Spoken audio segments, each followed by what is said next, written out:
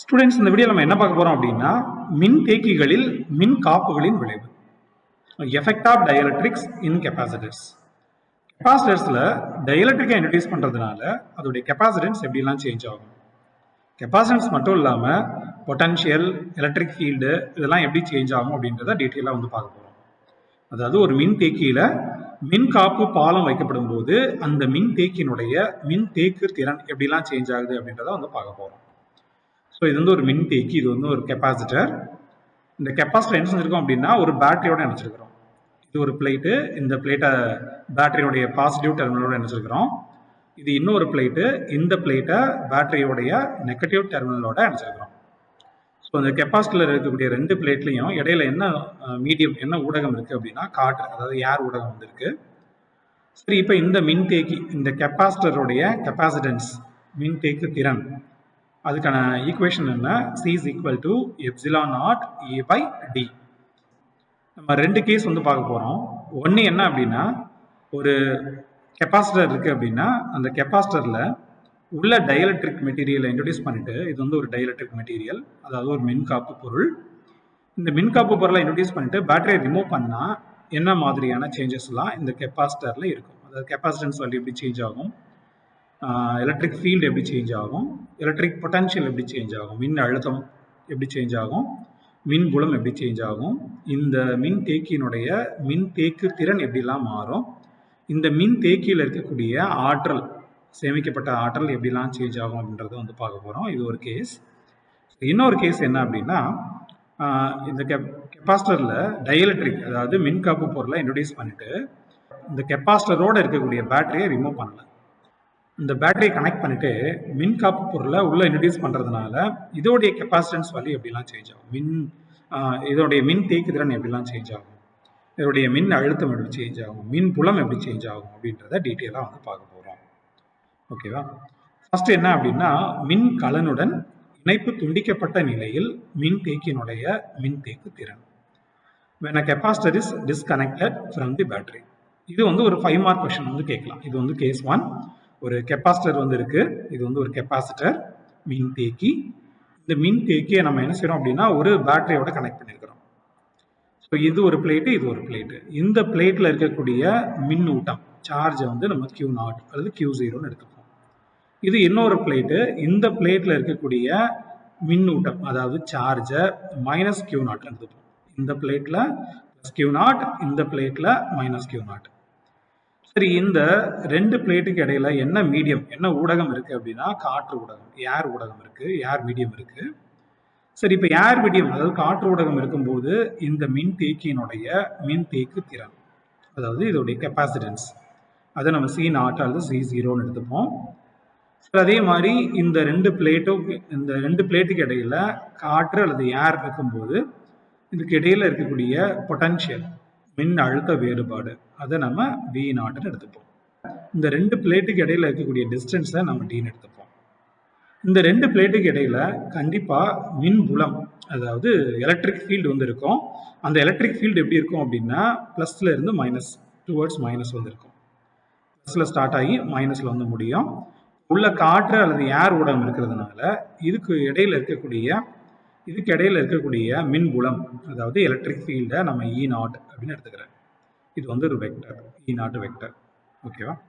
சரி, இப்போ இந்த கெப்பாசிட்டர்ல ஒரு மின்காப்பு பொருளை நான் இன்ட்ரடியூஸ் பண்றேன். எப்சிலான் ஆர், அதாவது ரிலேட்டிவ் பெர்மிட்டிவிட்டி, மின்காப்பு மாறிலி. எப்சிலான் ஆர் அப்படின்னா மின்காப்பு மாறிலி அல்லது ஒப்புமை உட்புகுதிறன். இந்த எப்சிலான் ஆர் ஒப்புமை உட்புகுதிறன் அல்லது மின்காப்பு மாறிலி கொண்ட ஒரு மின்காப்பு பொருளை இந்த கெப்பாசிட்டருக்குள்ள இன்ட்ரடியூஸ் நினைச்சிட்டேன். எப்சிலான் ஆர் அப்படின்னா என்னன்னா டயலக்ட்ரிக் கான்ஸ்டன்ட். ஸோ இதை இன்ட்ரடியூஸ் பண்ணிட்டு நான் என்ன செய்யறேன் அப்படின்னா இந்த கெப்பாசிட்டரோட கனெக்ட் பண்ணியிருக்கக்கூடிய பேட்டரியை ரிமூவ் பண்றேன்.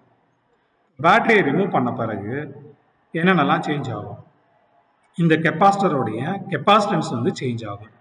இந்த மின் தேக்கியினுடைய மின் தேக்கு திறன் வந்து சேஞ்ச் ஆகும். முதல்ல C0 இருந்தது, இப்போ Cன்னு மாறிடுச்சு. அதாவது கெப்பாசிட்டன்ஸ் வந்து சேஞ்ச் ஆகும். அதே மாதிரி மின் புலம் அது சேஞ்ச் ஆகும். முதல்ல மின் புலம் E0 இருந்தது, இப்போ மின்காப்பு பொருளை வச்ச பிறகு இதோடைய மின் புலம் Eன்னு மாறிடுச்சு. அதே மாதிரி மின் அழுத்த வேறுபாடு அதுவும் முதல்ல வி நாட்னு இருந்தது. இப்போ மின்காப்பு பொருளை இன்ட்ரோடியூஸ் பண்ண பிறகு மின் அழுத்த வேறுபாடு வின்னு மாறிடுச்சு.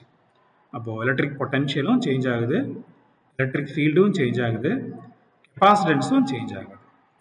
எப்படிலாம் சேஞ்ச் ஆகுது, இன்க்ரீஸ் ஆகுமா டிக்ரீஸ் ஆகுமா அப்படின்றத வந்து பார்ப்போம்.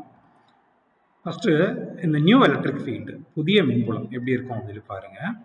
இந்த புதிய மின்புலம் நியூ எலக்ட்ரிக் ஃபீல்டு வந்து E0 டிவைடட் பை எப்சிலான் ஆராக இருக்கும்.